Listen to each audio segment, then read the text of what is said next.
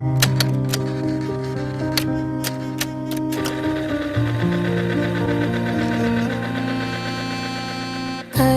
तत्व की अनुप्रेक्षा से आत्मबोध विकसाए, हम भेद ज्ञान प्रगटाए, हम भेद ज्ञान प्रगटाए। निज आत्म में रमण करें और देह भाव विसराए, हम भेद ज्ञान प्रगटाए, हम भेद ज्ञान प्रगटाए।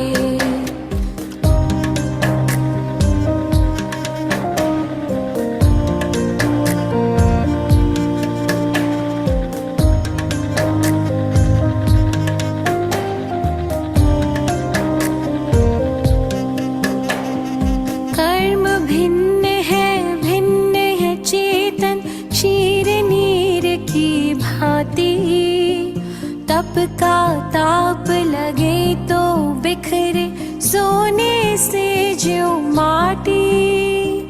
कर्म भिन्न है चेतन क्षीर नीर की भांति, तप का ताप लगे तो बिखरे सोने से ज्यों माटी। सम्यक ज्ञाता सम्यक दृष्टा वे सुबोध कर पाए, हम भेद ज्ञान प्रगटाए, हम भेद ज्ञान प्रगटाए। कर्म तत्व की अनुप्रेक्षा से आत्मबोध विकसाए, हम भेद ज्ञान प्रगटाए, हम भेद ज्ञान प्रगटाए।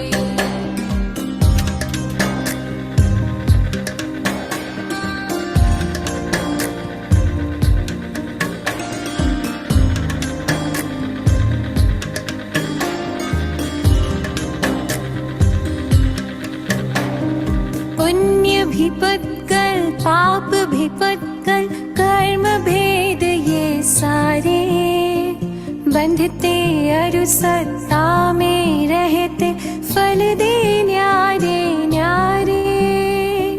पुण्य भी पत्कल पाप भी पत्कल कर्म भेद ये सारे, बंधते अरु सत्ता में रहते फल दे न्यारे न्यारे। ज्ञान दीप संभाव की ज्योति भीतर आप जलाए, हम भेद ज्ञान प्रगटाए, हम भेद ज्ञान प्रगटाए। कर्म तत्व की अनुप्रेक्षा से आत्मबोध विकसाए, हम भेद ज्ञान प्रगटाए, हम भेद ज्ञान प्रगटाए।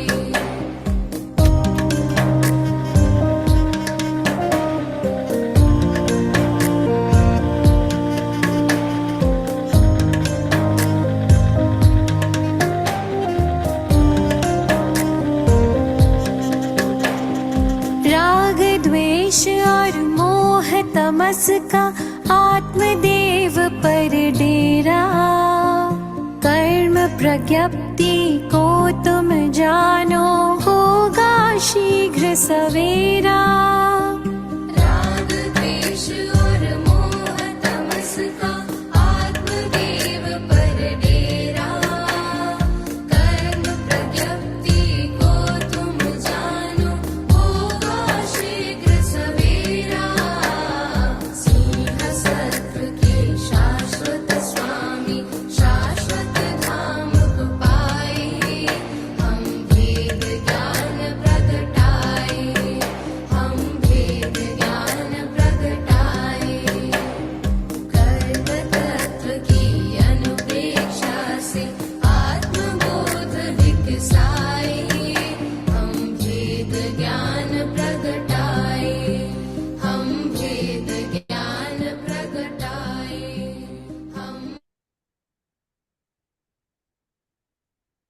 नमो अरियन्ताणं नमो सिद्धाणं नमो आयर्याणं नमो उवछायाणं नमो लोये सर्वसाहुणं एसो पंच नमोकारो सर्वभावपणासनं मंगलानां च सर्वेसिं परमं हवै मंगलम्। अहो आचार्य भगवान, अहो उपाध्याय भगवान, आप श्री जी ज्ञान के महासागर हैं। आप हमें अप्रत्यक्ष अनुज्ञा पूर्वक आशीर्वाद प्रदान करें, जिससे हम इस अपूर्व ज्ञान को ग्रहण धारण एवं वितरण करने में समर्थ बने। आप श्री जी की महती कृपा होगी।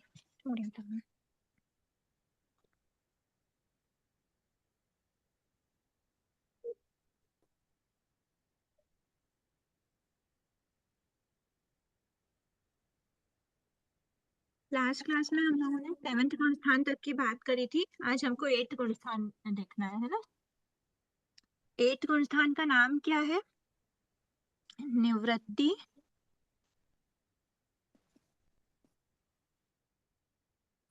गुण स्थान।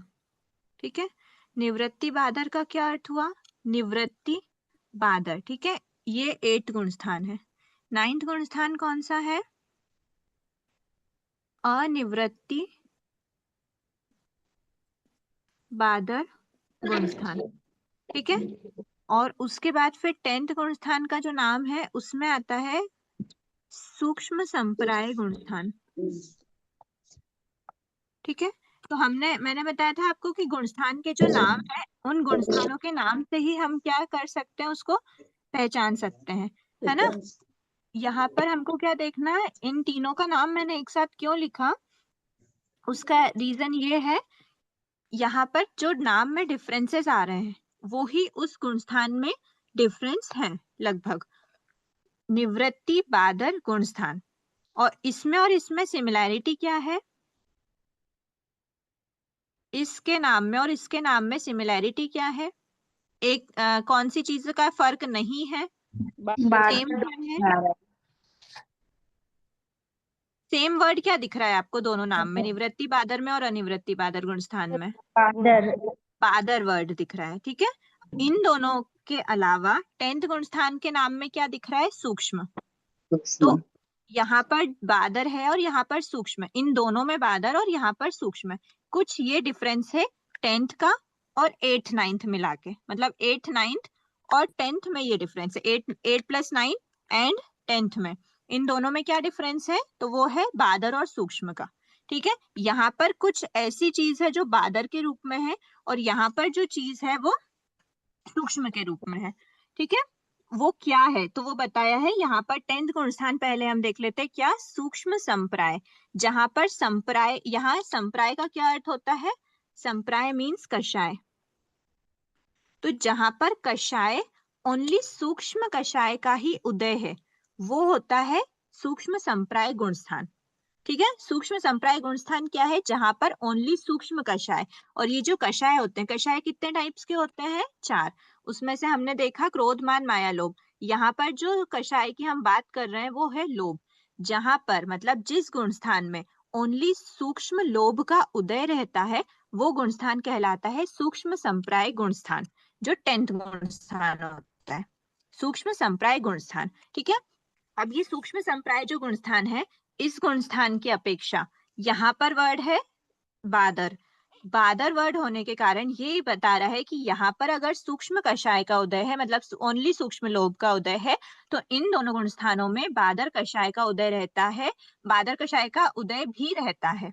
ठीक है, यहाँ पर बादर का उदय नहीं रहता, ओनली सूक्ष्म का उदय रहता है, इसलिए इस गुणस्थान का नाम सूक्ष्म गुणस्थान है। लेकिन सूक्ष्म संप्राय गुणस्थान है, लेकिन यहाँ पर जो दोनों नाम है वो दोनों में बादर आ रहा है। इसका मतलब क्या है कि इसकी अपेक्षा ये बताना चाह रहे हैं कि इन दोनों गुण स्थानों में बादर कषाय का उदय रहता है, बट इसमें नहीं रहता। अच्छा, अब इसमें रहता है, इसका मतलब क्या हुआ? इसके पहले के जो गुण स्थान है 1 से 7, उसमें नहीं रहता होगा क्या? अगर सिर्फ इसी में नाम दिया है तो क्या 1 से 7 में बादर कषाय का उदय रहता होगा या नहीं रहता होगा? रहता है। रहता है। ठीक है, जैसे हमने प्रमत्त और अप्रमत्त समझा। प्रमत्त संयत था, संयत गुणस्थान 6th से स्टार्ट हो रहे हैं, 6 से 14 सभी संयत है, लेकिन उन सभी संयत में से प्रमाद वाला, प्रमाद से युक्त संयत कौन है? तो वो बताया था प्रमत्त संयत। ठीक है, और जो उसके बाद के सभी हैं वो अप्रमत्त है। पर इसका मतलब ये नहीं कि 1 से 5 वाले भी अप्रमत्त में आएंगे, वो भी क्या होते हैं? प्रमत्त जीवों के ही गुणस्थान होते हैं, लेकिन उन प्रमत्त जीवों में से जो संयत बन जाता है उस गुणस्थान का नाम हमने प्रमत्त संयत गुणस्थान लिया है। ठीक है, वैसे ही यहाँ पर बादर, अगर यहाँ पर नाम दिया गया है, मतलब ये है कि बादर कषाय का उदय 8th 9th गुणस्थान में रहता है, इसका और 10th में नहीं रहता। लेकिन ये सिर्फ कंपैरिजन के लिए यहाँ पर नाम दिया गया है, लेकिन ये समझना कि 1 से 7 में भी बादर कषाय का उदय रहता है, और 8th में भी रहता है, 9th में भी रहता है, पर 10th में नहीं रहता। 10th में ओनली सूक्ष्म कषाय का क्या होता है, उदय होता है। ठीक है, ये हमको समझना। और ऐसा भी है कि यहाँ पर अगर बादर का नाम बोल रहे हैं तो इसका मतलब ये नहीं होगा कि सूक्ष्म का उदय नहीं होगा। ये 10th में अगर सूक्ष्म वर्ड है तो ये सिर्फ 10th में सूक्ष्म का उदय होगा, ऐसा भी नहीं बात करे। यहाँ पर सिर्फ डिफरेंस की अपेक्षा बताया। 10th में ओनली एंड ओनली अगर सूक्ष्म संप्राय इसका नाम है तो ओनली सूक्ष्म लोभ का उदय रहता है, बाकी बादर का उदय नहीं रहता। क्या बताना चाह रहे हैं? ओनली का मतलब ये हुआ कि ओनली सूक्ष्म का उदय रहता है, बादर का नहीं रहता। पर ऊपर के गुण स्थानों में ये जो बादर बता रहे हैं वो ये बता रहे हैं कि बादर कषाय का भी उदय रहता है। ठीक है, अच्छा एक बार हमने 10th गुणस्थान देख लिया ना, 10th गुणस्थान की डेफिनेशन देख लेते हैं तो हमारा 10th गुणस्थान भी हो जाएगा। पर हम बात करेंगे 8th 9th, हम सिर्फ अभी डेफिनेशन को समझेंगे। लेकिन ये गुणस्थान 10th गुणस्थान की और क्या क्या स्पेशल केस है वो हम 8th और 9th को समझने के बाद देखेंगे, कि जो चीजें 8th और 9th में रहती हैं वो भी 10th में मतलब 10th में जनरली वो चीज रहती है। जहाँ डिफरेंस है जो भी है, पर मोटा मोटा डिफरेंस यही है कि 8th 9th में बादर कषाय का उदय होता है, लेकिन 10th गुणस्थान में ओनली सूक्ष्म कषाय का, वो भी उसमें चारों में से ओनली लोभ का ही उदय रहता है। ठीक है, तो एक बार हम 10th गुणस्थान की डेफिनेशन देख लेते हैं। सूक्ष्म संप्राय गुणस्थान, संप्राय का अर्थ होता है कषाय। जिन जीवों में बादर कषाय का उदय नहीं है, सूक्ष्म का मतलब क्या हुआ, ओनली सूक्ष्म, बादर का उदय नहीं है परंतु सूक्ष्म कषाय का उदय है, उन जीवों के स्थान को सूक्ष्म संप्राय गुणस्थान कहते हैं। सूक्ष्म का उदय पहले भी रहता था, पर पहले बादर का भी उदय होता था, सूक्ष्म का भी होता था, पर 10th में ओनली एंड ओनली सूक्ष्म कषाय का ही क्या रहता है, उदय रहता है। उन जीवों के स्थान को सूक्ष्म संप्राय गुणस्थान कहते हैं। इस मतलब 10वें गुणस्थान में क्रोध मान माया का उदय नहीं होता। जो कषाय की हम बात कर रहे हैं सूक्ष्म कषाय, वो क्या होता है, सिर्फ और सिर्फ लोभ, सिर्फ सूक्ष्म लोभ का उदय होता है। ये हो गई हमारी 10th गुणस्थान की डेफिनेशन ही बताई है, बाकी और क्या क्या चीजें होती है ये इसमें कुछ भी ऐसा बताया नहीं है। इसमें डेफिनेशन में यही बताया है कि विशेष क्या रहता है इन बाकी सब गुणस्थानों की अपेक्षा, इसमें क्या विशेष है। तो इसमें यही विशेष है कि ये सूक्ष्म संप्राय है, मतलब इसमें सूक्ष्म लोभ का मतलब सूक्ष्म कषाय का उदय होता है। और कौन सा कषाय, तो लोभ कषाय। ठीक है, डेफिनेशन एकदम सिंपल है। जिन जीवों, सूक्ष्म का मतलब क्या हुआ, बादर का उदय नहीं है, और संप्राय मतलब सूक्ष्म कषाय की बात हो रही है। जिन जीवों में बादर कषाय का उदय नहीं है परंतु सूक्ष्म कषाय का उदय है, उन जीवों के स्थान को सूक्ष्म संप्राय गुणस्थान कहते हैं। एकदम सिंपल सी डेफिनेशन है।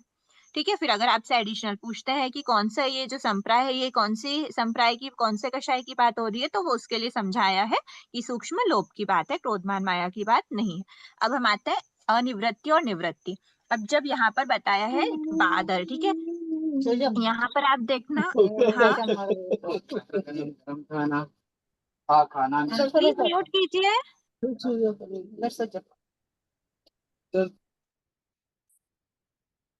ठीक है, ये हुआ हमारा सूक्ष्म वाला वर्ड। अब हमने क्या देखा है कि यहाँ पर दोनों में बादर वर्ड है। तो इसकी डेफिनेशन पे आते हैं। 9th गुणस्थान की डेफिनेशन में ऊपर की सभी चीजें छोड़ दो, एक बार ये वाला पोर्शन देखो डेफिनेशन का, जिसमें बादर कषाय का उदय है। ठीक है, और 8th गुणस्थान में भी क्या बोला डेफिनेशन में,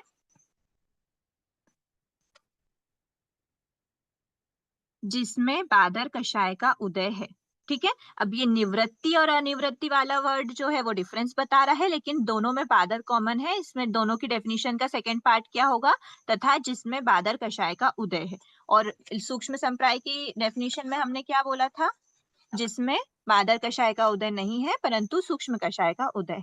ये पार्ट हमारा क्लियर हो गया। अब हम आते हैं बादर के पहले का वर्ड क्या है, निवृत्ति और अनिवृत्ति। तो निवृत्ति का अर्थ क्या होता है और अनिवृत्ति का क्या अर्थ होता है, दोनों में अगर कोई डिफरेंस है तो वो है एक अ मतलब क्या है कि नहीं। जनरली जो अ वाला जो प्रीफिक्स होता है वो किसके काम आता है, नहीं दर्शाने के। ये है पर इसमें नहीं है, तो ये क्या है जो इसमें है पर इसमें नहीं है, तो वो है निवृत्ति। निवृत्ति का अर्थ होता है भिन्नता। मतलब यहाँ पर भिन्नता है, यहाँ पर भिन्नता नहीं है। तो किसकी भिन्नता की बात हो रही है? यहाँ पर कॉमन वाले पार्ट को तो अब हम एक तरफ रख देते हैं। अब हमारे पास क्या बचा है? निवृत्ति और अनिवृत्ति। निवृत्ति मतलब भिन्नता होना और अनिवृत्ति मतलब भिन्नता नहीं होना। भिन्नता नहीं होने का दूसरा वर्ड क्या होता है? समानता। अनिवृत्ति मीन्स समानता, अभिन्नता।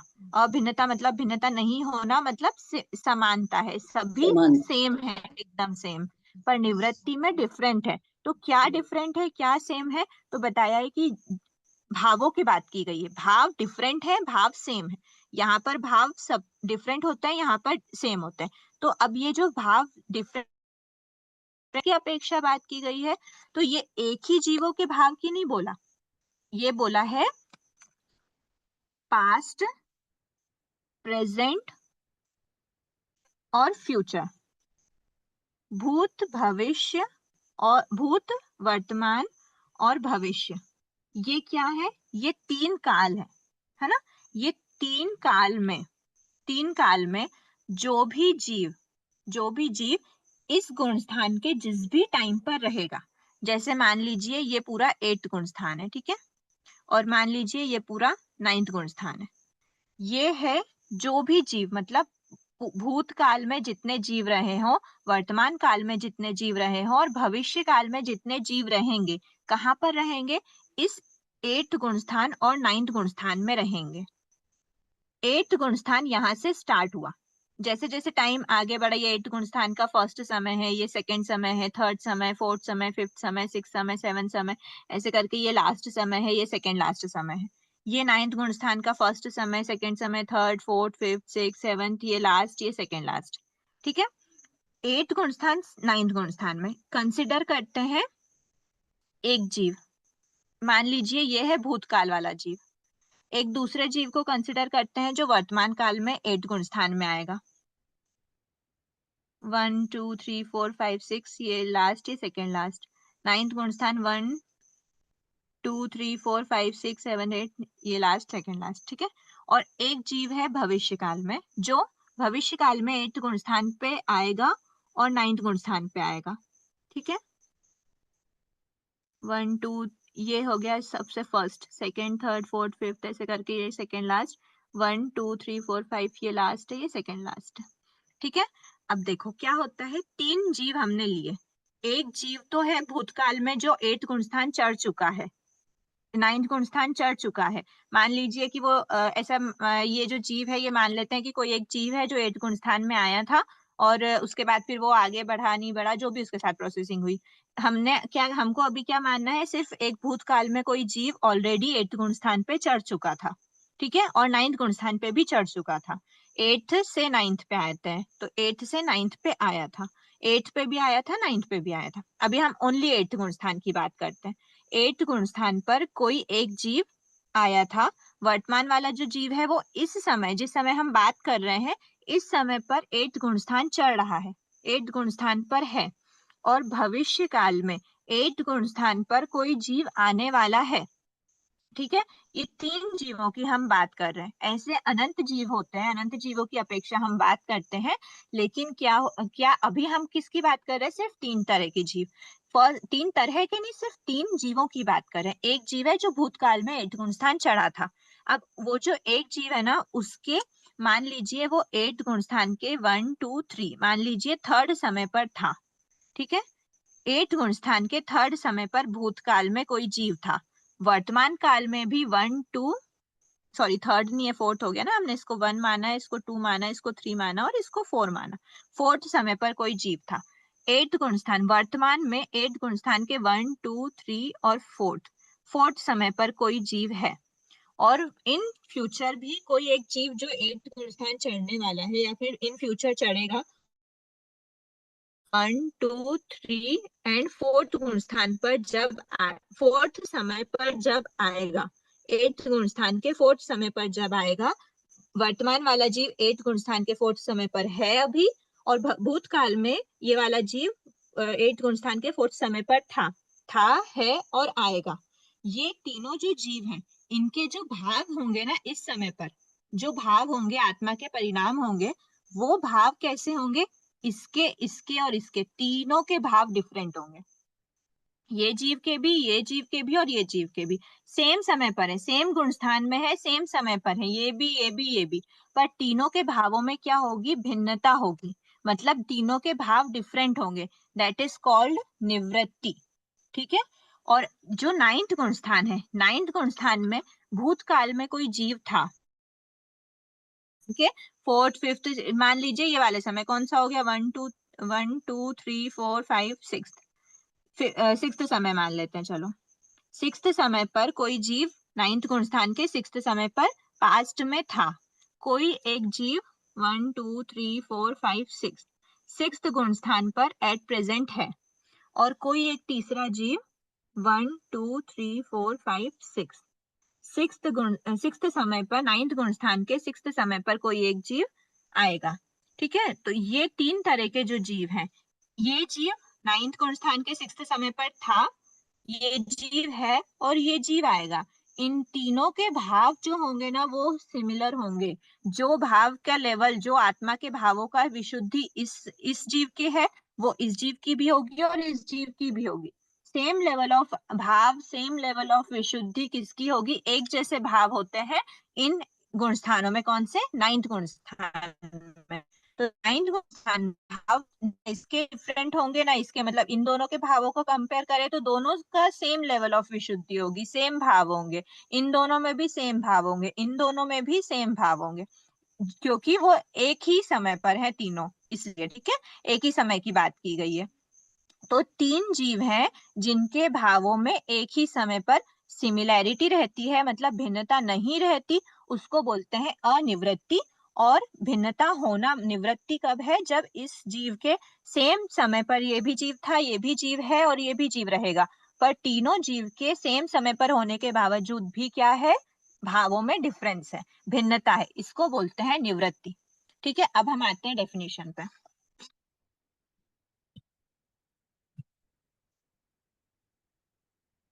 डेफिनेशन क्या कहती है, निवृत्ति बादर गुण स्थान, निवृत्ति मतलब भिन्नता, जिस गुण स्थान में समान समय में रहने वाले, देखो ये हमने क्या देखा, एक ही समय काउंट किया है हमने, सेम, एक ही मतलब सेम समय, यहाँ पे भी 4th समय, यहाँ भी 4th समय, यहाँ भी 4th समय, तो सेम समय पर समान समय में रहने वाले जीवों के भावों में भिन्नता, ये जीव अलग अलग है सभी, ठीक है, ये जीव अलग अलग है, इन सेम समय में रहने वाले जीवों के भावों में भिन्नता संभव है, तथा जिसमें बादर कषाय का उदय है, उस श्रेणीवर्ती गुणस्थान को निवृत्ति बादर गुणस्थान कहते हैं। असत कल्पना से 8वें गुणस्थान का काल 100 समय माना जाए तो 8वें गुणस्थान के प्रथम समय में अतीत में जितने जीव हुए, ठीक है, यहाँ हम एक जीव की बात कर रहे थे, लेकिन यहाँ हम जो एक जीव है वो सभी को रिप्रेजेंट कर रहा है, मान लो पास्ट में जितने भी जीव थे, वर्तमान में जितने जीव हैं एवं भविष्य में जितने जीव होंगे किसी भी एक समय पर, उन जीवों के अध्यवसायों में, मतलब भावों में, आत्मा के परिणामों में, आत्मा की विशुद्धि में भिन्नता संभव है।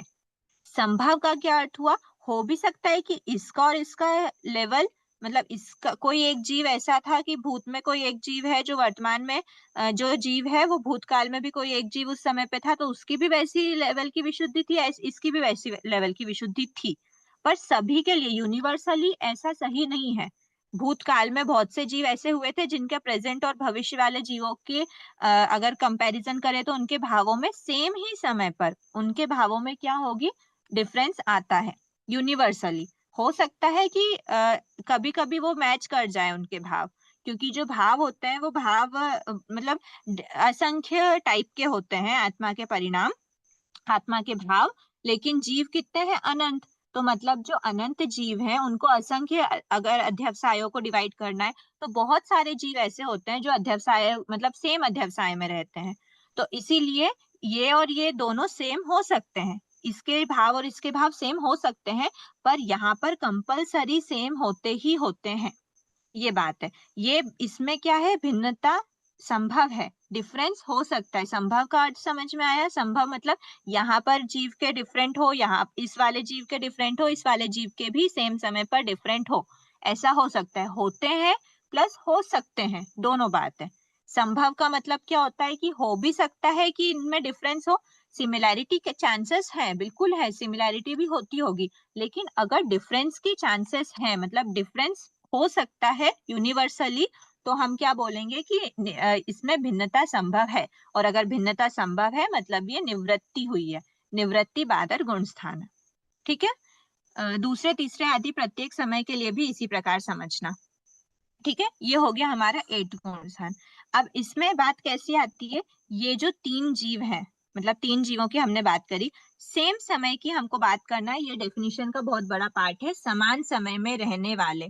ठीक है, जिस गुण स्थान में समान समय में रहने वाले, इसलिए हमने सबसे पहले ये पॉइंट उठाया कि एक ही समय की हम बात कर रहे हैं, बिकॉज मान लीजिए इसका 8th गुण स्थान का सेकेंड समय है, सेकेंड समय में कोई जीव है, यहाँ पर हम बात कर दें कि 5th समय में कोई जीव है, और यहाँ पर हम बात कर दें कि 6th लास्ट समय में, सेकेंड लास्ट समय में कोई जीव है, तो ऑफ कोर्स इनके तो अध्यवसायों में भिन्नता आएगी, वो तो इस केस में भी आएगी। यहाँ पर जो 9th वाला का 1st है, अगर यहाँ पर 9th वाले का 4th देख लें, यहाँ पर 9th वाले का 3rd देख लें, तो इन तीनों में भी तो डिफरेंस आएगा ही आएगा, क्योंकि ये समय अलग अलग है। पर एक ही समय पे हमको देखना है, एक ही समय पर यहाँ पर अगर ये फर्स्ट वाले का डिफरेंस, इसमें सेकेंड समय पर कोई जीव है, इसमें 4th समय पर कोई जीव है, इसमें 3rd समय पर कोई जीव है, तो एक डिफरेंट सेकेंड समय पर है, वही जीव मतलब वही अध्यवसाय इस समय पर भी इस जीव के होंगे, और सेम समय पर इस जीव के भी वही होंगे। डिफरेंट समय बोलोगे आप तो फिर तो डिफरेंट हो ही सकते हैं, पर अगर एक ही समय की हम बात करें तो सभी जीवों के सेम ही होंगे कंपलसरी, पर यहाँ पर डिफरेंट हो सकते हैं, संभव है, भिन्नता संभव है, इसीलिए 8 गुण स्थान का नाम होता है निवृत्ति बादर गुण स्थान। क्लियर हुआ? एक बार 9th गुण स्थान की डेफिनेशन भी देख लेते हैं। अभिन्नता मतलब जिस गुण स्थान में समान समय की बात करिए, ठीक है, समान समय में रहने वाले जीवों के भावों में समानता है तथा जिसमें बादर कषाय का उदय है, उसे उस श्रेणीवर्ती गुण स्थान, ये वर्ड हम अभी देखेंगे, ये वाला जो वर्ड है, उस श्रेणीवर्ती गुण स्थान को अनिवृत्ति बादर गुण स्थान कहते हैं। असत कल्पना से 9वें गुण स्थान का काल 100 समय है, तो 9वें गुण स्थान के प्रथम समय या फिर जो भी समय, जैसे हमने 6th लिया था, प्रथम समय में अतीत में जितने जीव हुए, वर्तमान में जितने जीव हैं, भविष्य में जितने जीव होंगे, इन सभी के अध्यवसाय एक समान होते हैं, दूसरे तीसरे आदि समय के लिए भी इसी प्रकार समझना। ठीक है, ये हो गया दोनों की डेफिनेशन। अब इसमें हम आगे देखते हैं श्रेणीवर्ती, जो हमने वर्ड देखा था, उस श्रेणीवर्ती गुण स्थान, तो श्रेणीवर्ती मतलब श्रेणी वाले, तो श्रेणी का क्या अर्थ हुआ वो हम अभी देखते हैं। यहाँ तक डेफिनेशन तक क्लियर है सबका? जी इसमें किसी के कोई डाउट है क्या? नहीं अच्छे से समझना है। ठीक है, अब हम आते हैं जो भी श्रेणी है, ये श्रेणी क्या होती है, ये वाली सब प्रोसेस क्या होती है, ये हम देखते हैं एक बार। दीदी इनमें एक एक जीव में ही कंपैरिजन होता है, इनका कंपैरिजन जो करेंगे वो एक एक जीव का ही होगा। अनंत जीव मैंने बोला ना कि इसमें जैसे नेता बनेंगी क्या तुम? प्लीज म्यूट कीजिए, नहीं, जिनके डाउट है, एक बार जिनके डाउट है ना वो ही अनम्यूट कीजिए, और एक बार अगर किसी का डाउट चल रहा है ना, तो एक बार वो क्लियर हो जाए, फिर आप अपने आप को अनम्यूट करके डाउट पूछना, फिर से म्यूट कर लेना। ठीक है, अभी जिन्होंने पूछा था वो डाउट क्या पूछा था आपने कि एक ही जीव की अपेक्षा, तो यहाँ पर क्या बोला हमने, अतीत में जितने जीव हुए हैं, मतलब जितने भी जीव पास्ट में हुए सबके लिए हम बोल रहे हैं कि पास्ट में जितने भी जीव हुए उन वो अगर किसी एक समय पर है, तो प्रेजेंट में जो उस समय पर है और भविष्य में जो उस समय पर होंगे, वो सभी जीवों के अध्यवसायों में भिन्नता रहती है, सभी जीवों की अपेक्षा बात है। और सभी कौन से जीव? भव सिद्धिक जीव, क्योंकि अभव सिद्धिक जीव तो फर्स्ट गुण स्थान से ऊपर ही नहीं आते। ये सभी जो गुण स्थान चढ़ रहे हैं वो कौन जीव चढ़ता है, कौन अप्रमत्त संयत बनता है, कौन प्रमत्त संयत बनता है, कौन व्रत प्रत्याख्यान स्वीकार करता है, कौन अविरत सम्यक दृष्टि बनता है, कौन सम्यक मिथ्या दृष्टि बनता है, तो वो भी भव सिद्धिक ही बन सकते हैं। अभव सिद्धिक तुम सम्यक मिथ्या दृष्टि को भी प्राप्त नहीं कर सकते, मतलब सम्यक मिथ्या दृष्टि, सम्यक मिथ्यात्वेदनी का भी उदय नहीं होता, उनके अंदर ओनली एंड ओनली मिथ्यात्वेदनी का उदय होता है। तो ये सभी भूत वर्तमान और भविष्य के जो जीव है वो कौन से हैं? भव सिद्धिक, सभी भव सिद्धिक जीवों की अपेक्षा बात करी गई है। क्लियर हुआ? नेक्स्ट किसका डाउट था? अब जैसे 90 गुण स्थान में है, तो पहले समय के भाव और बाद के समय के भाव अलग अलग होंगे या अलग एक अलग रहेंगे? होंगे, अलग अलग होते हैं, क्योंकि ये जो हम समझेंगे ना कि जो 8th 9th गुणस्थान है ना, ये सारे 8 9 10 गुणस्थान ये श्रेणीवर्ती गुणस्थान होते हैं। श्रेणीवर्ती का क्या अर्थ होता है? श्रेणी वाले। तो श्रेणीवर्ती जितने भी गुणस्थान होते हैं ना, उसमें जो अध्यवसाय जो भाव होते हैं ना, वो बढ़ते बढ़ते बढ़ते रहते हैं। मतलब ये फर्स्ट समय पे जो भाव है उससे सेकंड समय के भाव ज्यादा अच्छे होते हैं, थर्ड समय के और अच्छे होते हैं, फोर्थ समय के और अच्छे होते हैं, ऐसा रहता है। ये भाव यहाँ पर बढ़ते बढ़ते रहते हैं। तो ऑफ कोर्स जो फर्स्ट समय है यहाँ वाले का अगर अपन फोर्थ समय कंपेयर करने जाए तो वो तो उसके हाई रहेंगे। यहाँ के फोर्थ वाले और यहाँ के थर्ड वाले को देखेंगे तो यहाँ के फोर्थ वाले से यहाँ के थर्ड वाले कम होंगे फ्यूचर में, अगर कोई थर्ड पे है। मतलब यहाँ पे एक ही समय की बात की गई है, क्योंकि अलग अलग समय पर तो अलग अलग होते ही है, इसीलिए एक समय बोला है समान इनमें समय में। शपथ श्रेणी और उपशम श्रेणी दोनों वाले ही होंगे इनमें। अभी हम श्रेणी की बात ही नहीं कर रहे, अभी हमने जो बात करी है, अभी अगर आपका उसमें डाउट है तो फिर हम देखते हैं, नहीं तो आगे बढ़ते हैं। ठीक है, क्योंकि फिर वो ठीक जो है, नए लोग हैं ना उनके लिए फिर वो कंफ्यूजिंग हो जाएगा कि ये क्या होता है, कौन सी नई चीज आ गई सामने। ठीक है, ठीक है, ठीक है सर। आगे अभी आगे बढ़ते हैं, श्रेणी को पढ़ते हैं, समझते हैं, फिर आपके डाउट को लेंगे और शायद आपको ये जो समझेंगे पढ़ेंगे उसमें आपका डाउट क्लियर भी हो जाए।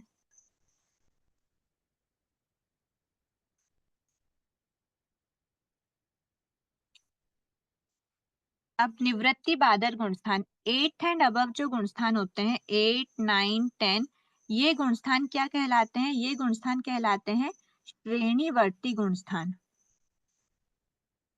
श्रेणीवर्ती का क्या अर्थ होता है? श्रेणी वाले। श्रेणी का क्या अर्थ होता है? आपने अगर श्रेणी का इसका तो वो होता है, अगर आपने कहीं श्रेणी वर्ड सुना है तो हम जनरली श्रेणी किसके लिए यूज करते हैं? पंक्ति या फिर क्यू, जहां पर भी एक पंक्ति होती है एक, या फिर हम दूसरी चीज ले सकते हैं सीढ़ी। ठीक है, या फिर हम बोल सकते हैं क्रम, एक के बाद एक। क्यू में क्या होता है? अगर कोई क्यू लगी रहती है, लाइन लगी रहती है, तो वहां पर फर्स्ट नंबर में जो होता है, सेकंड में जो होता है, थर्ड में जो होता है, एक के बाद एक ही।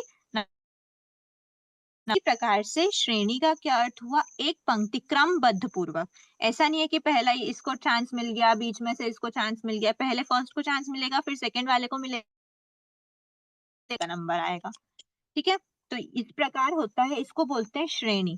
मतलब क्या हुआ कि ये जो श्रेणीवर्ती गुणस्थान होते हैं, इन श्रेणीवर्ती गुणस्थानों में, श्रेणीवर्ती गुणस्थान तीन जो श्रेणीवर्ती गुणस्थान है, इन गुणस्थानों, ये गुणस्थान को क्या कहते हैं? हाँ, ये गुणस्थानों में क्या होता है? इन गुणस्थानों में ना क्रम पूर्वक बढ़ते हैं, क्रम पूर्वक उतरते हैं। ठीक है, ऐसा अगर 8th में कोई जीव आया, अभी तक 1 से 7 में कैसा होता था? 1 से 7 है ना, जैसे 1 1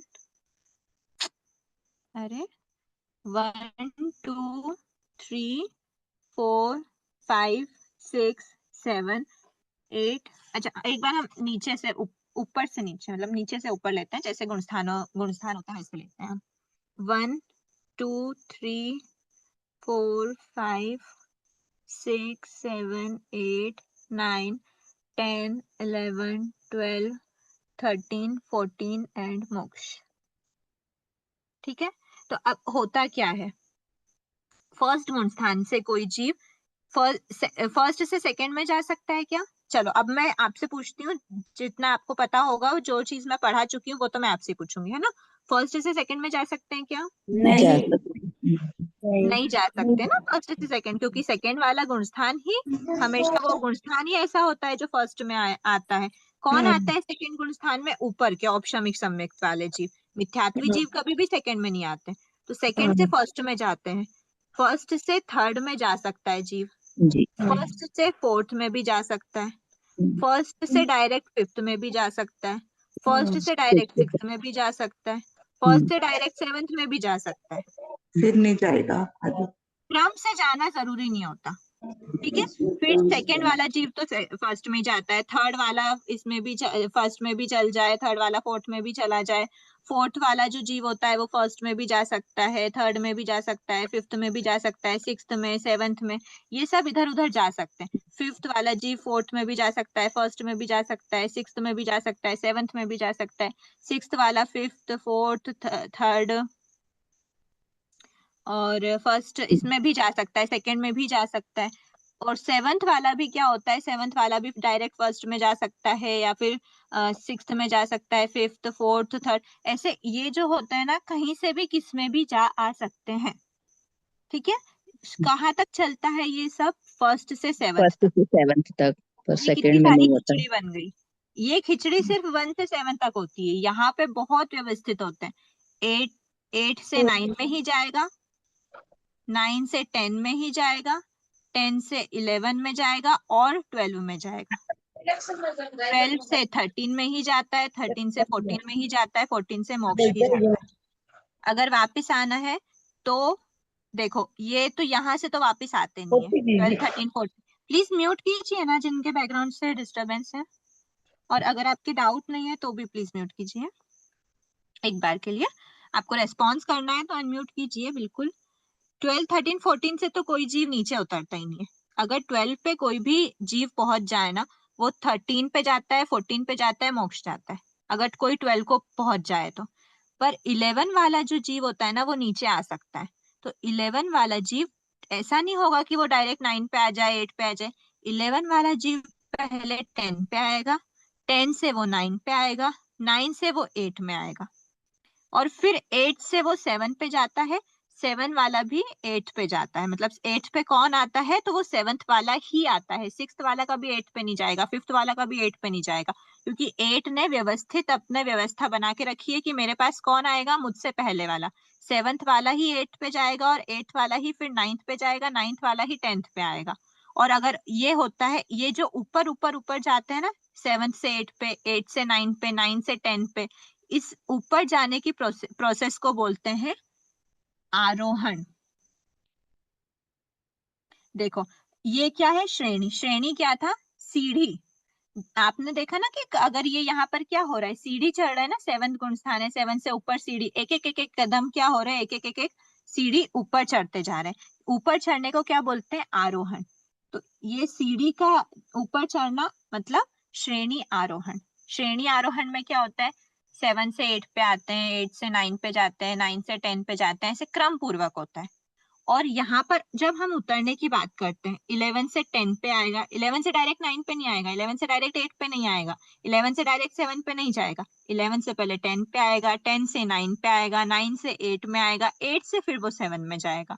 ठीक है, तो ये जो नीचे आ रहा है, नीचे आने के लिए हम एक वर्ड यूज करते हैं अवरोहण, नीचे उतरना। श्रेणी अवरोहण क्या होता है, 11 को भी अगर माने, 11 से 10 में, 10 से 9 में, 9 से 8 में, 8 से फिर वो 7 में जाता है।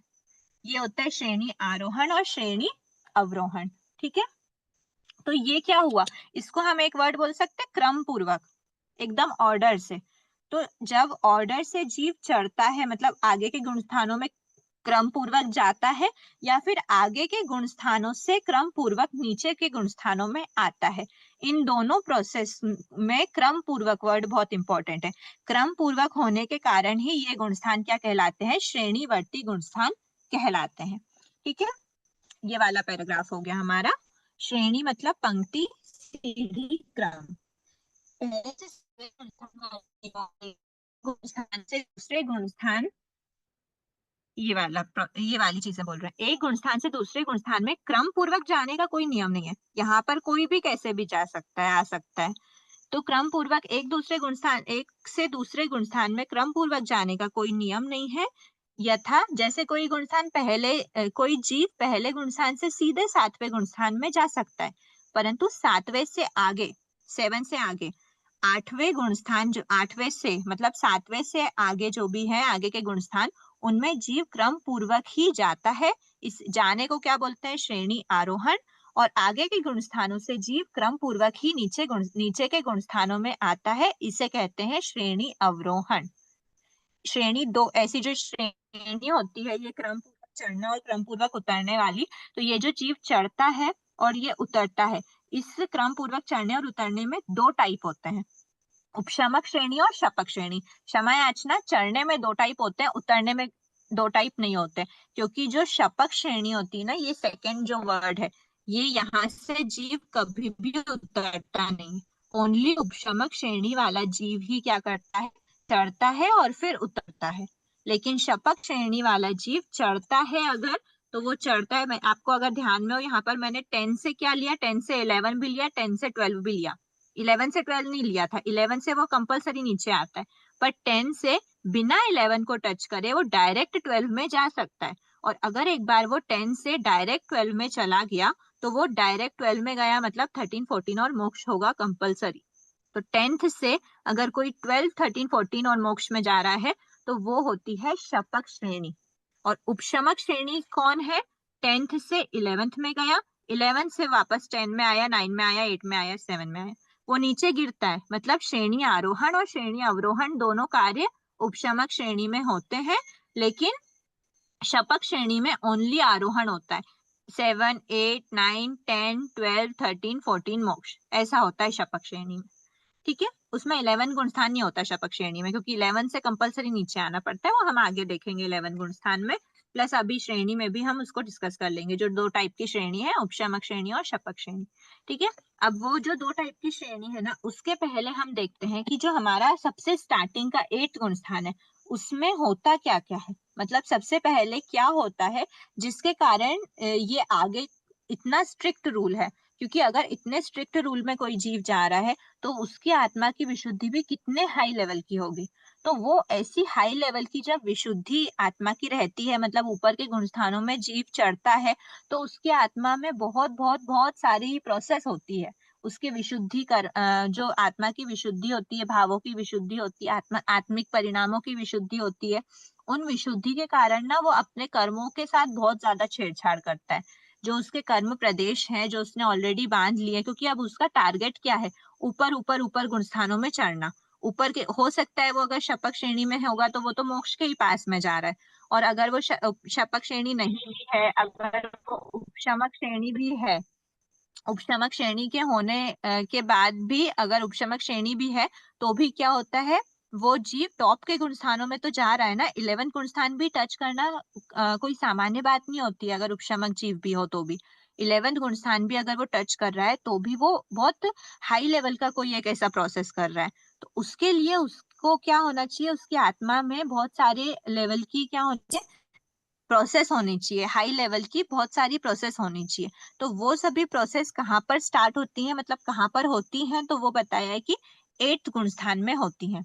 और ये जो 8th गुणस्थान में जो प्रोसेस होती हैं वो अपूर्व होती है, मतलब पहले कभी इतना नहीं करा, पहले की अपेक्षा अपूर्व है। अपूर्व मतलब अपूर्व, पहले कभी नहीं करा। तो ऐसे पहले कभी नहीं करा, किसके पहले, 8th में आया उसके पहले, 8th में आने के पहले उसने कभी भी ऐसा कुछ नहीं करा होगा। ऐसे 5 टाइप्स ऑफ कार्य हमारी आत्मा, मतलब जो भी आत्मा 8th गुण स्थान में पहुंचती है वो करती है। 5 टाइप के जो कार्य होते हैं वो पहले की अपेक्षा अपूर्व होते हैं, मतलब पहले नहीं किया वो अब कर रहा होता है, पहले ऐसा कभी नहीं किया, अपूर्व कार्य होते हैं। इसीलिए जो 8th गुण स्थान है ना, इस गुण स्थान का एक पहला नाम तो क्या है, निवृत्ति पादर, भावों में भिन्नता है और पादर कषाय का उदय है, ये तो एक बात है ही, हमने देख ली। पर इसका दूसरा नाम क्या है, इसका दूसरा नाम है अपूर्वकरण। अपूर्वकरण मतलब ऐसा कार्य करने वाला जो पहले कभी नहीं करा, वो गुणस्थान होता है 8th गुणस्थान। तो वो ऐसा कार्य क्या है, तो 5 टाइप्स ऑफ कार्य होते हैं पहले की अपेक्षा अपूर्व, जो कभी नहीं करे, इसलिए अपूर्वकरण गुणस्थान कहते हैं 8th गुणस्थान को। ठीक है, अपूर्वकरण मतलब ऐसे अपूर्व कार्य करने जिस गुणस्थान में होते हैं। तो ये जो 5 कार्य है ना, उनका नाम क्या है, उनका नाम है स्थिति घात, अनुभाव घात, स्थिति बंध, गुण श्रेणी, गुण संक्रमण। ये 5 कार्य होते हैं। अब ये 5 कार्य क्या होते हैं, देखो ये जो 5 कार्य होते हैं ना, इनकी प्रोसेस बहुत हाई लेवल की होती है, पर इनकी प्रोसेस को अभी ना बताते हुए 5 जो कार्य हैं ये क्या होते हैं, एकदम सिंपल भाषा में हम समझते हैं कि बेसिकली ये होते क्या है, ये 5 कार्य क्या है, और ये क्या मतलब किस टाइप से ये 5 कार्य होते हैं।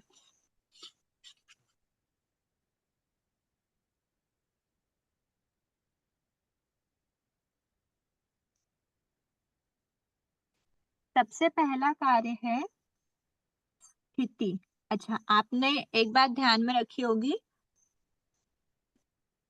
ये चार बातें जो चार टाइप ऑफ बंध होते हैं, कौन कौन सा बंध होता है? चार टाइप: प्रकृति बंध, स्थिति बंध, अनुभव बंध और प्रदेश बंध। ये चार टाइप के जो बंध होते हैं, प्रकृति बंध से हमें कोई छेड़छाड़ नहीं करनी होती है।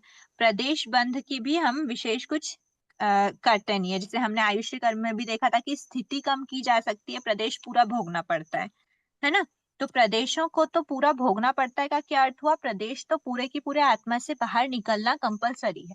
अब वो किसी भी रूप में निकले, वेदन द्वारा या फिर क्षय द्वारा। जैसे आपने संक्रमण देखा, वेदन द्वारा क्षय हो या फिर संक्रमण द्वारा क्षय हो, संक्रमण की एक प्रोसेस। संक्रमण की डेफिनेशन क्या होती है? फटाफट रिकॉल कीजिए, इसी सिलेबस में है। परिवर्तन, सजाती जाति में परिवर्तन, परिवर्तन। दूसरी प्रकृति का परिवर्तन, किसी भी मूल कर्म सजाती की सजातीय प्रकृतियों प्रकृति का का दूसरी एक से सजाती में दूसरे रूप में परिवर्तन, क्या करना है? एक से दूसरे अपनी सजातीय प्रकृति में परिवर्तन होना, परिवर्तन करना। वो होता है संक्रमण। तो भले ही संक्रमण के द्वारा आत्मा से बाहर निकले, या मतलब सजातीय मतलब दूसरे, सजातीय मतलब भाई बहन वाली, सेम होना चाहिए। जैसे अगर गति है तो नरक गति का तिर्यंश गति में हो सकता है, मनुष्य गति का तिर्यंश में हो सकता है। ऐसा नहीं होगा कि एकेंद्रीय का तिर्यंश गति में हो जाए। गति वाली चारों प्रकृति भाई बहन है, सजाती है। जैसे तीन वेद है, भले ही नौ कषाय, पर नौ कषाय में तीन वेद अलग है, हाथ से षट का अलग है। तो तीन वेद का आपस में संक्रमण हो सकता है। स्त्री वेद का रति अरति में संक्रमण करवाओगे तो ऐसा पॉसिबल नहीं। इसको बोलते हैं सजातीय, मतलब जनरली भाई बहन वाली प्रकृति, ऐसा बोल सकते हैं, भाई बंधु वाली। अब देखो, ये जो हमने देखा है संक्रमण, हाँ ठीक है। तो प्रदेशों को भी क्या होता है? पूरा आत्मा से बाहर करना ही पड़ता है, संक्रमण के द्वारा करो या वेदन के द्वारा करो। पर स्थिति और अनुभव, उसको क्या कर सकते हैं? स्थिति और अनुभव में हम छेड़छाड़ कर सकते हैं। नेचर, प्रकृति बदल नहीं सकते, प्रदेश पूरे भोगने ही पड़ते हैं, पर स्थिति और अनुभव में हम छेड़छाड़ कर सकते हैं। स्थिति क्या होती है? आत्मा के साथ कितने टाइम तक ये कर्म प्रदेश रहेंगे या ये प्रकृति रहेगी, उसको क्या बोलते हैं? जो ड्यूरेशन है आत्मा, हम आत्मा कहाँ पहुंची अब एकदम ये ध्यान रखना। हम 8th गुण स्थान पढ़ रहे हैं, आत्मा की विशुद्धि बहुत टॉप लेवल की, आत्मा बहुत टॉप लेवल पे पहुंच गई है। तो इसके पास पावर है कि ये बहुत सारी विशेष विशेष चीजें कर सकती है। सिर्फ ये पावर कहाँ से आई? उसके भावों में विशुद्धि के कारण। हम भी हमारी आत्मा में ये पावर ला सकते हैं अगर हमारे भावों में विशुद्धि हो तो। मतलब आत्मा में अगर स्थिति घात करना, स्थिति या अनुभव से कोई भी छेड़छाड़ करना। अनुभव क्या होता है? इंटेंसिटी, पावर, रस।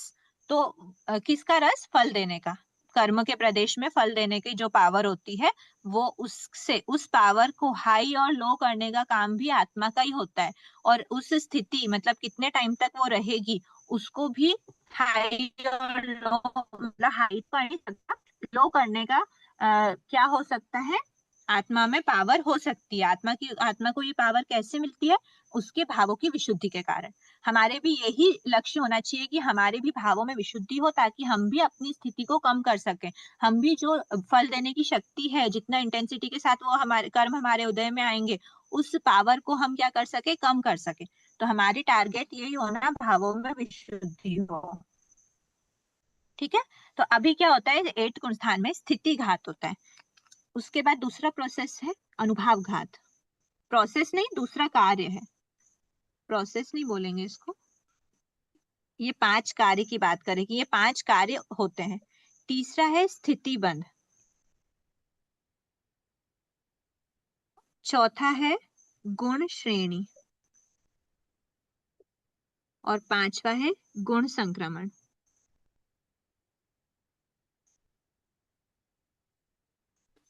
देखो, स्थिति घात क्या होता है? स्थिति मतलब जो ड्यूरेशन है। घात का क्या अर्थ होता है? उसको घात कर देना, मतलब कम कर देना, या फिर उस पे ऐसा कुछ वार करना कि वो कम हो जाए।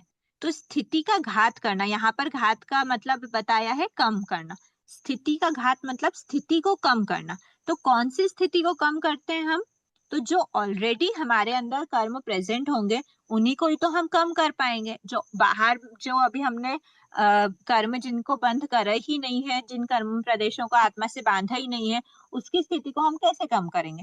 तो हमारे अंदर जो ऑलरेडी बंधे हुए हैं, मतलब बंधे के साथ साथ जो अगर हमने बांध लिया तो हमारी आत्मा में उसका क्या हो गया, स्टॉक हो गया, हमारी स्टॉक में पड़े। तो आत्मा में जो भी स्टॉक में पड़े हुए कर्म है, उनकी स्थिति वो आत्मा में कितने टाइम तक रहेंगे, उसको क्या कर देते हैं, हम कम कर सकते हैं, आत्मा कम करती है। उस प्रोसेस को उस कार्य को बोलते हैं स्थिति घात। ठीक है, तो स्थिति घात की डेफिनेशन क्या है, सत्तागत कर्मों की स्थिति को कम करना। सत्तागत मतलब, सत्ता का मतलब होता है स्टॉक, स्टॉक में पड़े हुए कर्मों की स्थिति को कम करना, वो होता है स्थिति घात, जो ऑलरेडी हमारे स्टॉक में पड़े हुए। अब अनुभाव घात क्या होता है, अनुभाव का मतलब था रस, रस मतलब अनुभाव जो पावर है। तो अनुभाव घात में क्या हो गया, सत्तागत कर्मों के अनुभाव को कम करना अनुभाव घात होता है। मतलब जो उनमें जो फल देने की शक्ति थी कर्मों में, उस शक्ति को क्या कर दिया, कम कर दिया। जैसे मान लो जो असातवेदनी से समझ लो, असातवेदनी, आपके असातवेदनी का ऐसा बंध था, ऑलरेडी असातवेदनी के जो स्टॉक में पड़े हुए कर्म थे, उसमें ऐसा अनुभाव था कि वो आपको बहुत तीव्र सरदर्द की वेदना देते। पर तीव्र सरदर्द की वेदना को भावों की विशुद्धि के कारण अनुभाव घात हुआ। और वो अनुभाव घात कैसा हुआ कि वो जो आपकी तीव्र शिरोवेदना थी, तीव्र सिर की वेदना थी, वो आपने उसके अनुभाव को कम कर दिया। सिर तो दर्द होगा, असातवेदनी का उदय तो आएगा, सिर दर्द होगा, लेकिन जितना हाई लेवल का होने वाला था उतना नहीं होगा, थोड़ा हल्का सा होगा, होके चला जाएगा। आपको हो सकता है आपको पता भी ना चले, या फिर आपको पता भी चले तो जितना हाई लेवल का होना था उतना नहीं हुआ, और वो सिर दर्द होके निकल गया, आत्मा से प्रदेश बाहर निकल गए, जो भी कर्म प्रदेश आत्मा में थे। तो इसको बोलते हैं अनुभाव घात। तो हमारे भले ही कर्म बंध गए हैं पहले, पर उन बंधे हुए कर्मों का हमारी भावों की विशुद्धि से हम क्या कर सकते हैं, अनुभाव का घात कर सकते हैं, उनके रस को कम कर सकते हैं। ये भी हमारी आत्मा में शक्ति होती है। तो ये हो गया अनुभाव घात, इस कार्य को बोलते हैं अनुभाव घात। फिर आता है स्थिति बंध। अच्छा बताइए, अभी तक स्थिति बंध नहीं हो रहा था क्या जीव का? जब हम 4 प्रकार के स्थिति बंध करते हैं, मतलब 4 प्रकार के बंध करते हैं, उसमें हम स्थिति बंध भी तो करते हैं। तो ये कौन सा अपूर्व हुआ, ये कौन सी नई बात हो गई, स्थिति बंध करना? छोटे समय के लिए होता, क्या? नहीं कम समय के लिए होता होगा ये वाला बंद। नहीं नहीं, कम समय के लिए नहीं, जब तक 8 गुण स्थान में रहेगा तब तक उसका स्थिति बंध तो होएगा ही ना। पल्योपम भाग की स्थिति जब बंद तक करना। वो 8 तो क्या 9th में भी रहेगा, 10th में भी रहेगा, जब तक उसका बंद 11 12th में भी वो बंद करता है। हाँ, स्थिति का बंद 11 12th में नहीं होगा, क्योंकि स्थिति का बंद किसके निमित्त से होता है? 3rd chapter, first foundation course का फर्स्ट भाग, कषाय के निमित्त से ही स्थिति बंद होता है। तो कषाय जो होते हैं, यहाँ पर तो बादर कषाय का उदय है ना, बादर लोभ का, बादल लोभ का क्या है, सॉरी बादल कषाय का, चारों लोभ का उदय है। तो यहाँ पर स्थिति का बंध तो होगा। 9th गुण स्थान में भी बंद होता है, 10th गुण स्थान तक भी हमने देखा कि क्या होता है, भले ही सूक्ष्म का हो, पर कषाय का उदय तो है, सूक्ष्म कषाय का। ठीक है, बट सूक्ष्म उसमें नहीं होता, वो बात अलग है, स्थिति वो सब अभी डिस्कस नहीं करते। स्थिति बंध क्या है, कषाय है अगर तो स्थिति बंध होगा। ठीक है, तो स्थिति बंध तो अभी तक हो रहा था, लेकिन ये वाला जो स्थिति बंध है, ये वाला स्थिति बंध कैसा है, तो ये थोड़ा सा अपूर्व है, मतलब डिफरेंट काइंड ऑफ है, जो पहले नहीं किया। इतने टाइम से स्थिति बंध करते आ रहे थे, पर अभी जो इसमें जो स्थिति 8 गुण स्थान में जो स्थिति बंध होता है वो अपूर्व होता है। अपूर्व मतलब पहले जैसा नहीं किया।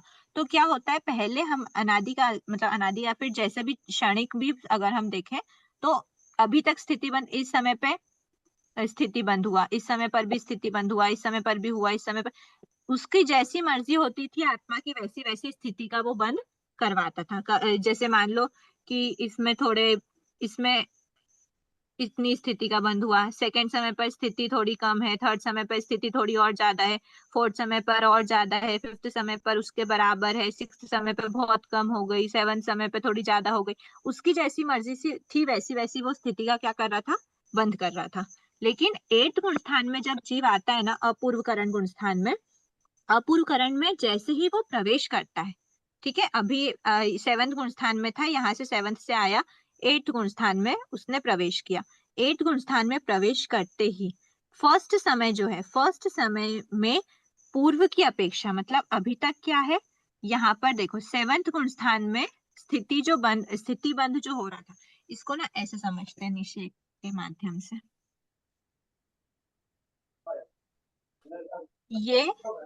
ये हमारी स्थिति है, ठीक है, ये स्थिति है, और ये जो ग्राफ है ये है टाइम, ठीक है। ये 7th गुण स्थान है, मान लीजिए यहाँ से लेकर यहाँ तक 7th गुण स्थान में जीव स्थिति का बंध कर रहा था। वो स्थिति कैसी थी, वो स्थिति मान लीजिए ऐसी थी, ऐसी थी, ऐसी थी, ऐसी थी, किसी भी टाइप की वो स्थिति का क्या कर रहा था, बंद कर रहा था। लेकिन ये लास्ट 7th गुण स्थान के लास्ट समय मान लीजिए उसने इतनी स्थिति का बंद किया, इतनी स्थिति का उस जीव ने क्या किया, बंद किया 7th गुण स्थान के समय पर। अब 7th गुण स्थान का लास्ट समय है, और ये अगला समय क्या आया, ये समय आया 8th गुण स्थान का फर्स्ट समय, मतलब अपूर्व करण में प्रवेश किया। अपूर्व करण में प्रवेश करते ही फर्स्ट समय में पूर्व की अपेक्षा, ये जो पूर्व जितनी भी स्थिति का बंद हो रहा था ना इससे पहले, उस पूर्व की अपेक्षा पल्योपम का संकेतम भाग न्यून स्थिति का बंद होता है, PSB। पल्योपम का संकेतम भाग, पल्योपम का संकेतम भाग मान लीजिए इतनी स्थिति है, ठीक है, ये स्थिति है, स्थिति मतलब ड्यूरेशन, ठीक है। तो ये वाला जितनी ड्यूरेशन है, अनुश्री जी कर्मों की स्थिति है ये। हाँ, कर्मों की स्थिति है ना। कर्मों की स्थिति का अर्थ क्या होता है, कर्मों की स्थिति मतलब वो कर्म कितने टाइम तक आत्मा के साथ रहेंगे। तो अभी तक वो इतने टाइम की स्थिति, मान लीजिए ये इसको मान लेते हैं 10 कोड़ा कोड़ी सागरोपम मान लेते हैं, 10 कोड़ा कोड़ी सागरोपम की मान लीजिए अभी वो स्थिति का बंद कर रहा था, सॉरी हाँ 10 की नहीं होती है, मिच्छामि दुक्कडम, एक के से ज्यादा तो बांधते ही नहीं है। अंतर कोड़ा कोड़ी सागरोपम के अंदर अंदर ही 7th गुण स्थान में भी होती है। तो इसको मान लीजिए अंतर कोड़ा कोड़ी सागरोपम, कैसे एग्जांपल लें इसका, अंतर कोड़ा कोड़ी सागरोपम को, क्योंकि वो सभी अंतर कोड़ा कोड़ी रहती है, चलो अंतर कोड़ा कोड़ी सागरोपम ही मान लेते हैं, अंतर कोड़ा कोड़ी सागरोपम, ठीक है। अंतर कोड़ा कोड़ी सागरोपम की स्थिति का वो अभी बंद कर रहा था। अब उसने क्या करा, PSB पल्योपम का संकेतम भाग, ठीक है, PSB ध्यान रखना, पल्योपम का संकेतम भाग इतना ड्यूरेशन है, मान लीजिए यहाँ से लेकर यहाँ तक पल्योपम का संकेतम भाग है। तो अब जो वो फर्स्ट समय में जितनी स्थिति का बंद करेगा ना, वो स्थिति कितनी होती है, वो होती है 7th गुण स्थान में जितनी बांध रहा था, AKS माइनस पल्योपम का संकेतम भाग, ये वाली स्थिति हो गई, ठीक है। अब उसने 8th गुण स्थान के फर्स्ट समय पे कितनी बांधी, जो भी पूर्व था, पूर्व में से पल्योपम का संकेतम भाग न्यून स्थिति का उसने बंद किया। और ये जो स्थिति है दूसरे समय पर भी वो सेम ही स्थिति का बंद करता है, फिर वहां पर अनइक्वल नहीं होते हैं, अनयूजुअल नहीं होते हैं, ऐसा रहता है एकदम कांस्टेंट चलती है। दूसरे समय, तीसरे समय, चौथे समय एक ही स्थिति का वो बंद करता है। तो ये जो एक ही स्थिति का वो जो बंद कर रहा है वो कहाँ तक करता है, तो वो बताया कि अंतर्मोढ़ काल तक। अंतर्मोढ़ काल 8th गुण स्थान के प्रवेश करते ही अंतर्मोढ़ काल तक वो एक समान स्थिति का बंद करता है। और वो एक समान कितनी है, पूर्व की अपेक्षा PSB माइनस किया, पल्योपम का संकेतम भाग न्यून स्थिति है, ठीक है, जो भी पूर्व में बंध रही थी, पूर्व में हमने एग्जांपल लिया AKS बंध रही थी, तो AKS माइनस पल्योपम का संकेतम भाग न्यून स्थिति का जीव बंद करता है अंतर्मोढ़ काल तक, ठीक है। अब जैसे ही अंतर्मोढ़, फर्स्ट अंतर्मोढ़ तो उसका एंड हुआ, अब आया उसका सेकंड अंतर्मोढ़, क्योंकि अंतर्मोढ़ एक मोढ़ के अंदर अंदर का ही काल हो सकता है। तो अब जो आया सेकंड अंतर्मोढ़, उस सेकंड अंतर्मोढ़ में क्या होता है, वो जीव वापस से इस जो अभी बांध रहा था फर्स्ट अंतर्मोढ़ में, उससे वापस से यहाँ से लेकर यहाँ तक का ड्यूरेशन वापस से PSB माइनस, तो इतनी स्थिति का वो बंद करता है अंतर्मोढ़। ये अंतर्मोढ़ काल था, अंतर्मोढ़ के बाद वाला समय है। तो उसकी जो स्थिति होगी वो यहाँ से इतनी बंधेगी, फिर वो इतनी फर्स्ट समय, सेकंड समय, थर्ड समय, फोर्थ समय, यहाँ तक अंतर्मुहूर्त काल तक। सेकंड अंतर्मुहूर्त में इतनी स्थिति का बंध करा। थर्ड अंतर्मुहूर्त में वापस से कम हो जाती है, मान लो ये वापस से कम हुई पीएसबी, तो इतनी स्थिति का बंद करा। ठीक है, ये वाली हो गई थी, अंतर्मुहूर्त तक सेम स्थिति बंद हो रहा था। फिर यहाँ पर अंतर्मुहूर्त तक सेम स्थिति बंद है, फिर यहाँ पर अंतर्मुहूर्त तक सेम स्थिति बंद है, फिर यहाँ पर पीएसबी वापस माइनस हुआ, अंतर्मुहूर्त तक सेम स्थिति बंद है। ऐसा अंतर्मुहूर्त में स्थिति बंद क्या है, कम कम कम होता जाता है। ठीक है, अब हम इस पैराग्राफ को पढ़ते हैं। ये एक बार डायग्राम ध्यान में रखना, कम कम कितना कितना हुआ है, पीएसबी कम हुआ है, पर्योपम का संकेतम भाग, ये वाला पैराग्राफ। हाँ, स्थिति बंध। अपूर्वकरण गुणस्थान, यहाँ पर 7th गुणस्थान था। अपूर्वकरण में प्रवेश करते ही प्रथम समय में पूर्व की अपेक्षा, पूर्व मतलब भी इससे पहले जो भी स्थिति बन रही होगी उसकी अपेक्षा, ये वाली स्थिति अभी तक बन रही थी, उसकी अपेक्षा पीएसबी मतलब पर्योपम का संकेतन भाग न्यून स्थिति का बंध होता है। दूसरे समय में भी उतनी ही स्थिति का बंध होता है, तीसरे समय में भी उतनी स्थिति। इस प्रकार अंतर्मुहूर्त काल तक एक समान स्थिति का बंध होता है। यहाँ अपूर्वकरण का प्रथम स्थिति बंध क्या हो गया, कंप्लीट हो गया। सेकंड स्थिति बंध होता है, उसके पश्चात द्वितीय स्थिति बंध प्रारंभ होता है, वह भी अंतर्मुहूर्त काल तक चलता है। प्रथम स्थिति बंध से द्वितीय स्थिति बंध में पल्योपम का संकेतम भाग न्यून स्थिति का बंध होता है। वापस से हमने पीएसबी कम कर दिया।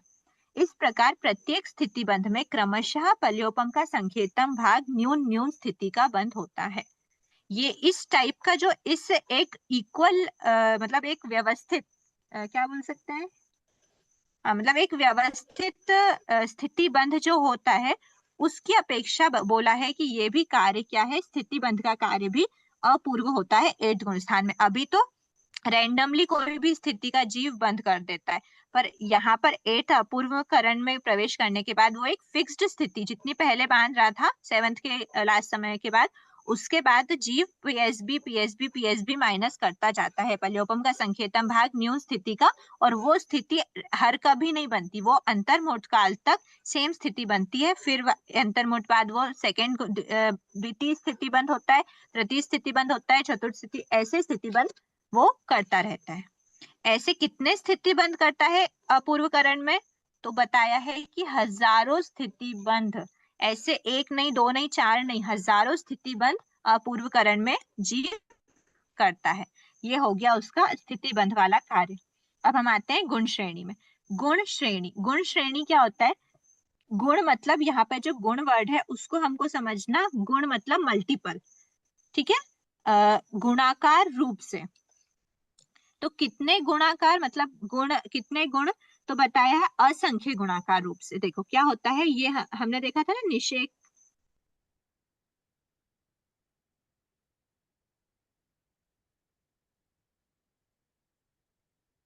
ये ऐसे समझो, ये है कर्मों का निषेक। अब इस निषेक में क्या होता है, ये मान लीजिए ये उदय वाली है, ठीक है, ये उदय समय है, अपवर्तना द्वारा घात्यमान कर्म प्रदेशों को। अच्छा, जो स्थिति घात होता है ना, स्थिति घात में क्या होता है, इसको भी निषेक से समझ लेते हैं एक बार। स्थिति घात क्या होता है, जो यहाँ पर ये जैसे ये वो है पूरी स्थिति है ना, जितनी स्थिति होती है उसी हिसाब से हम निषेक बनाते हैं। सबसे ज्यादा स्थिति में सबसे कम प्रदेश होते हैं, सबसे कम वाली जो स्थिति होती है उसमें सबसे ज्यादा प्रदेश होते हैं।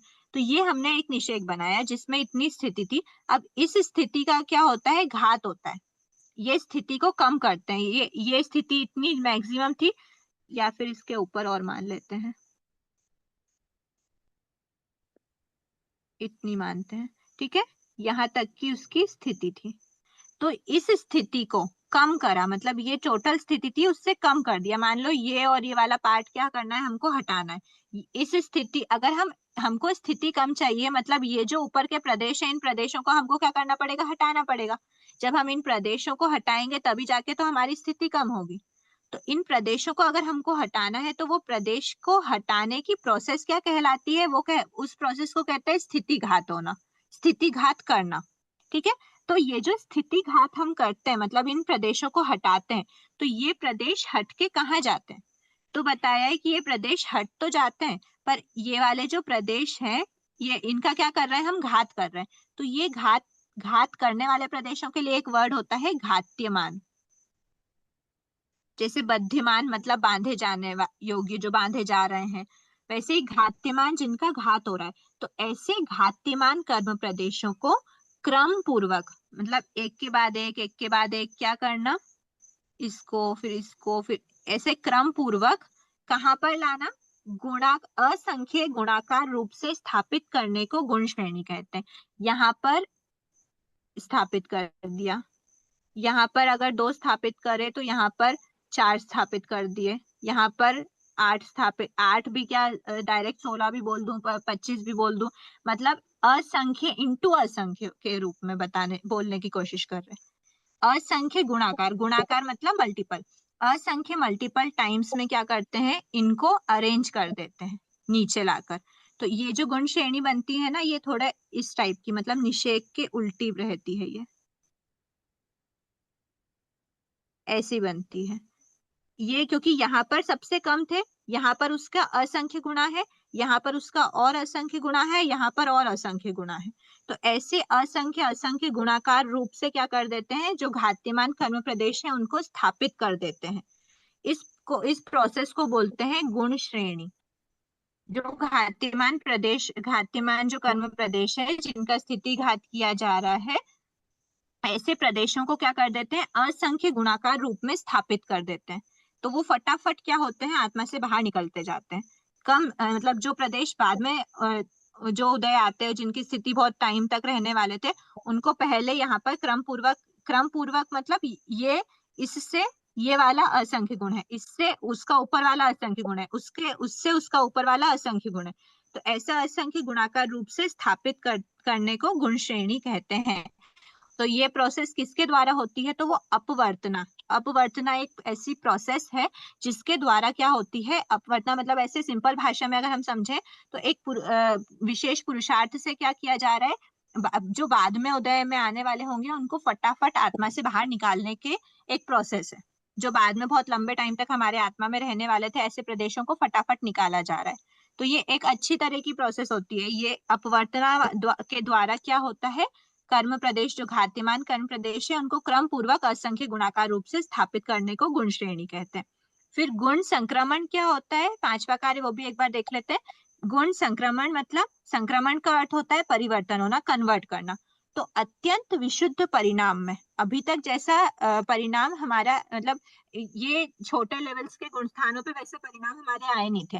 अत्यंत विशुद्ध परिणामों से अबद्धिमान अशुभ कर्म प्रकृतियों को बद्धिमान सजाति प्रकृतियों में असंख्य गुणाकार रूप से संक्रमित करना गुण संक्रमण कहलाता है। इसको कैसे समझना, यहाँ पर भी असंख्य गुण है, मतलब यहाँ पर भी गुणा हो रहा है, कितना गुणा हो रहा है, इंटू असंख्य गुणाकार रूप से क्या कर रहे हैं, कर रहे हैं। यहाँ गुण श्रेणी का क्या क्रम पूर्वक उसको जमा रहे थे, पर संक्रमण में क्या है, संक्रमित किया मतलब परिवर्तित किया। तो परिवर्तित का क्या अर्थ होता है, अशुभ प्रकृतियों को सिमिलर, जो भी यहाँ पर ये जो गुण संक्रमण होता है ना, ओनली अशुभ प्रकृतियों के साथ होता है। और ऐसी अशुभ प्रकृति जिनका बंध नहीं हो रहा हो, ऐसी मतलब नया बंध नहीं हो रहा। जैसे हम ऐसा बोले कि 6th गुण स्थान में असात वेदनी का क्या होता है, रुक जाता है बंध। तो 6th गुण स्थान में अगर असात वेदनी का बंध रुक रहा है, तो उसके ऊपर के गुण स्थान में उसकी सजातीय प्रकृति कौन सी है असात वेदनी की, सात वेदनी का बंध होता है क्या 8th गुण स्थान में, होता है, ठीक है। सात वेदनी का बंध हो रहा है, मतलब बद्धिमान क्या है, यहाँ पर जो बद्धिमान वर्ड है, बद्धिमान प्रकृति क्या है, सात वेदनी।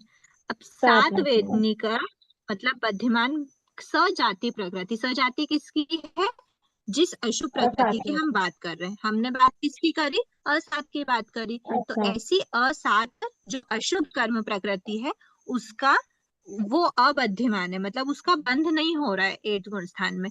ऐसी अबद्धिमान अशुभ कर्म प्रकृति को बद्धिमान सजाति प्रकृतियों में असंख्य गुणाकार रूप से संक्रमित करना गुण संक्रमण कहलाता है, ठीक है।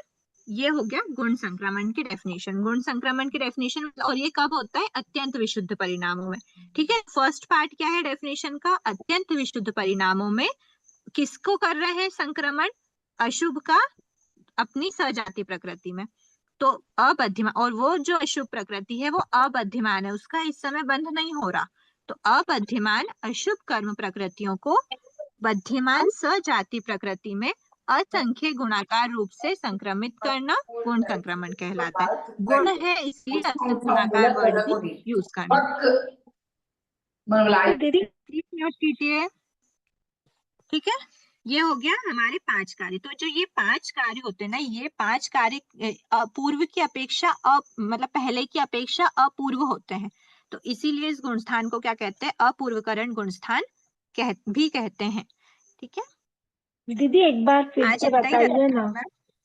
इसमें फॉर क्या? एग्जाम्पल देखिए, अबद्धिमान अशुभ कर्म प्रकृति को बद्धिमान सजाति प्रकृतियों में, तो जैसे कि अगर एक एग्जाम्पल तो अभी लिया ना हमने, सात वेदनी और सात वेदनी। नहीं, तो जैसे असात वेदनी का बंध नहीं हो रहा है ना अभी 8वें गुण स्थान में, हाँ, तो फिर इसको मतलब तो वो पहले पहले पहले पहले की जो है, अच्छा, पहले का जो स्टॉक है, पहले का जो स्टॉक है उसको बद्धिमान सजाति प्रकृतियों में असंख्य गुणा, कन्वर्ट करना, ओके। संक्रमित करना, कन्वर्ट मतलब परिवर्तन यानी कि करना, ट्रांसफर जो करना। पहले की बंधी हुई है असात वेदनी की, उनको अब अपन सात वेदनी में कन्वर्ट जो करते हैं। बंध रही है उसके, हाँ, जो जो बंध बंध रही है चुकी है। मतलब बंधने योग्य है, हम्म, जो अभी बंध सकती है, बंध रही है ऐसी वाली प्रकृति, पर वो सजाती भी होनी चाहिए। ये जो अच्छा। ठीक है, बंद का काल है वो अंतर आज मुहूर्त का, तो फिर हजारों अंतर मुहूर्त कैसे बंद कैसे होते हैं? क्या, कौन सा? स्थिति बंद का काल ही कुल अंतर मुहूर्त ही है, और फिर उसमें हजारों हाँ, अंतर कैसे होते हैं? ये हजारों लिखा ना, हजारों स्थिति बंद होते हैं। बिल्कुल हो सकते हैं, बिल्कुल हो सकते हैं। अंतर कैसे? मुहूर्त होता है, अंतर मुहूर्त कितना होता है? एक समय से, सॉरी, 2 समय से लेकर 47 48 मिनट। मिनट्स माइनस 17, 47 मिनट नहीं बोलना, 48 मिनट 48 माइनस 17, वन समय। क्योंकि 47 मिनट और 48 मिनट के बीच में भी असंख्य समय निकल जाते हैं। तो आप ऐसा नहीं बोलना कि 47 मिनट, 48 मिनट माइनस 1 समय तक का पूरा काल अंतर्मुहूर्त होता है। उस अंतर्मुहूर्त में तो असंख्य अंतर्मुहूर्त के डिविजन्स हो ही सकते हैं। असंख्य समय तो 1 मिनट के अंदर ही असंख्य समय हो जाते हैं, तो बिल्कुल हो सकते हैं अंतर्मुहूर्त में डिविजन्स। ठीक है, तो ऐसा कुछ है, आप एक बार पढ़ना वापस से इसकी डेफिनेशन ध्यान में, क्योंकि ये जो प्रोसेस होती है ना, ये बहुत हाई लेवल, मतलब ये बहुत डीप में है ये चीजें। तो अभी आप सिर्फ ऊपर ऊपर से समझाने के हिसाब से आपको डेफिनेशन दी है, तो अभी आपको बस उतना ही समझना है, ज्यादा डीप में नहीं देखना है इसको। बस डेफिनेशन हमको क्लियर समझ में आ जानी चाहिए, उसके बाद फिर इसके अंदर तो बहुत सारी प्रोसेस होती है। दीदी आपने ठीक है? 48 माइनस 17 क्या बताया? प्लस 1 समय। 48 एक मुहूर्त होता है 48 मिनट्स का, तो अंतर मुहूर्त होता है 48 मिनट से एक समय कम तक का काल।